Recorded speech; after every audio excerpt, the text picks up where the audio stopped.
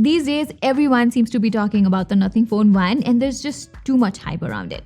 And when there is that much hype about one product, other products are often overlooked. And one such product is this guy, the Realme GT Neo 3. At a starting price of 37,000 rupees in India, I think this is definitely one of the most underrated phones of 2022. I remember when I made its impressions video about 2 months ago, it had a lot of optimization issues and there were some mixed reactions among reviewers too. But with multiple updates that we have received so far, Realme has addressed most of the problems here. And with weeks of testing by my team, what I can finally say is that it is indeed a very good phone for the price. I think the only mistake that Realme did here is by launching a 150-watt version, which is a bit costlier. Yeah, the 150-watt charging is pretty cool tech. There's this dope Milky Way galaxy animation going on if you hook up the charger, and it just takes around 16 to 17 minutes to get the phone fully juiced up, which is quite impressive. But for a normal user, I think the 80-watt version is the way to go since it's way cheaper and it also comes with a bigger 5000 mAh battery. Apart from this, I also wish that Realme had made its design less flashy here because I am someone who prefers minimal and clean design over everything else. Hence, I found this nitro blue color variant to be a little out of place, to put it nicely. Of course, you can get it in the boring plain black color option, but for a brand like Realme that has delivered phones like the GT2 Pro and last year's GT Master Explorer Edition, I think they are well capable of making a better design phone than this.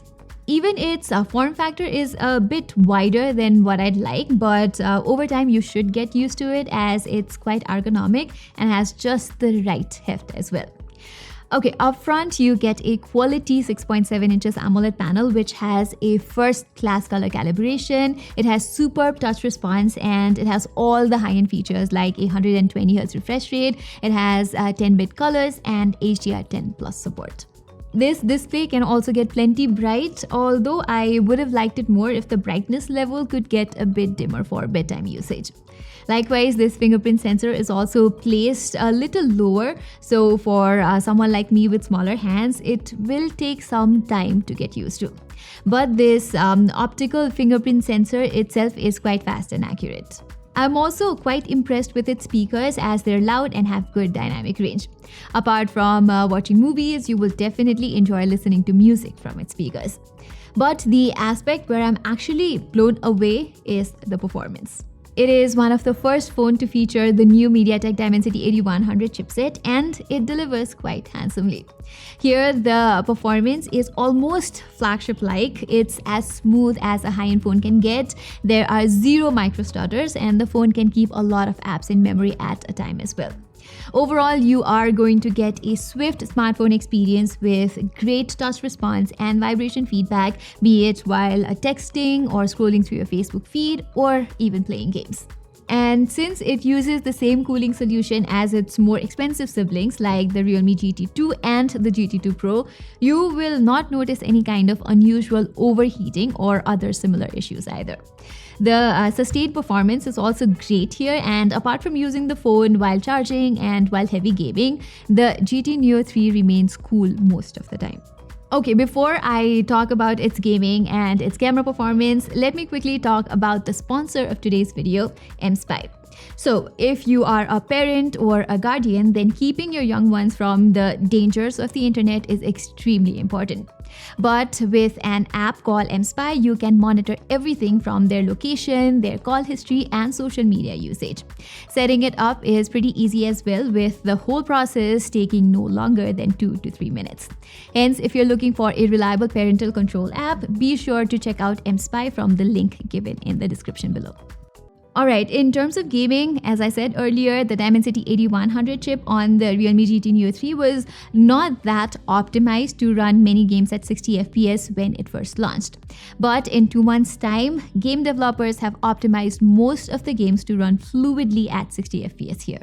Everything from PUBG Mobile, Apex Legends, and Call of Duty run at a stable 60 FPS now. But I think with a few more updates and further optimizations, it should enable higher graphics settings too. For instance, PUBG can only hit 60 FPS if I set it to smooth graphics quality. With such a capable graphics processor, the phone should be able to hit at least HD or HDR graphics though. Likewise, most of the popular 120 FPS games like Injustice 2 and Critical Ops are capped at 60 FPS only, while we just received an update in Mech Arena which enables 120 FPS gameplay. So yeah, this is more of an optimization issue rather than a hardware limitation. Hence, we can expect the performance of this MediaTek chipset to be even better with time. Similarly, another thing that can certainly improve with updates is its cameras. That's because this phone has the same hardware underneath as the Realme GT 2 Pro.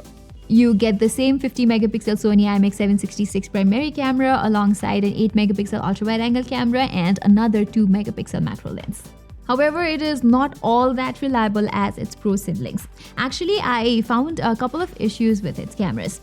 First, I think the exposure and ISO levels could be more consistent since the GT Neo 3 tends to capture images with darker exposure at times, and hence they tend to look more contrasty.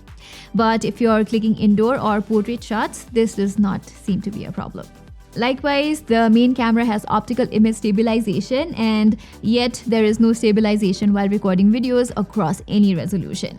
You can shoot up to 4K 60 FPS footage, which is great, and the quality itself is decent too, but it looks like Realme has disabled OIS here. And if you click photos at night, it takes around 1 to 2 seconds to process the shot, which defeats the purpose of having OIS in the first place.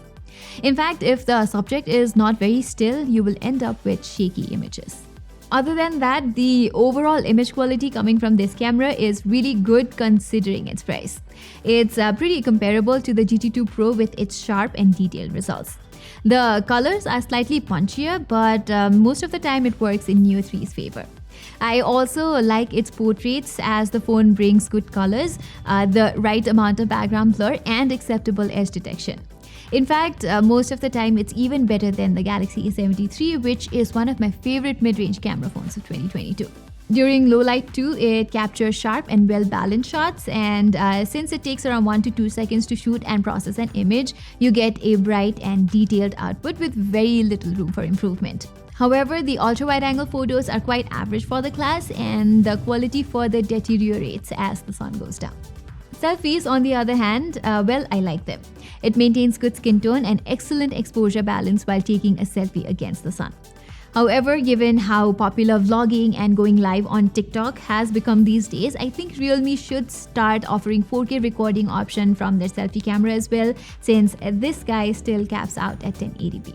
Lastly, the battery life on the GT Neo 3 is also quite reliable. I have the 150-watt version with me, which comes with a smaller 4500 mAh cell. But even so, we were constantly getting around 5 to 6 hours of screen on time under heavy usage. So if you are a moderate user, it's an easy one-day battery phone, and you will only need to charge it before going to bed. That means you actually don't need the 150-watt version of this phone. Yeah, it's pretty cool that it fills up the phone within 20 minutes, but the 80-watt charger does it inside around 30 minutes or so, and I don't think that 10 to 15 minutes is going to make a whole lot of difference for most people. Anyway, let's conclude this video since I think I have covered almost everything by now. And my verdict about the Realme GT Neo 3 is pretty simple. It's an excellent all-rounder smartphone for 2022, especially considering all the upgrades it brings over its predecessor, the GT Neo 2. I am also quite happy that Realme is gradually improving its performance with each software update. And I am hopeful that they will continue to do that, mainly in terms of the camera optimizations, enabling video stabilization in 4K recordings, and collaborating with game developers to bring 120 FPS mode in higher refresh rate supported titles. So guys, that was all for our full review of the Realme GT Neo 3. In case you're not aware, we're also giving away the iPhone 13 Pro Max, the Galaxy S22 Ultra, and the Pixel 6 Pro to 3 of our lucky followers. And to participate in that giveaway, all you have to do is click that Gleam link given in the description and follow the steps, and that's all. So all the best to everyone, and I will see you in my next video.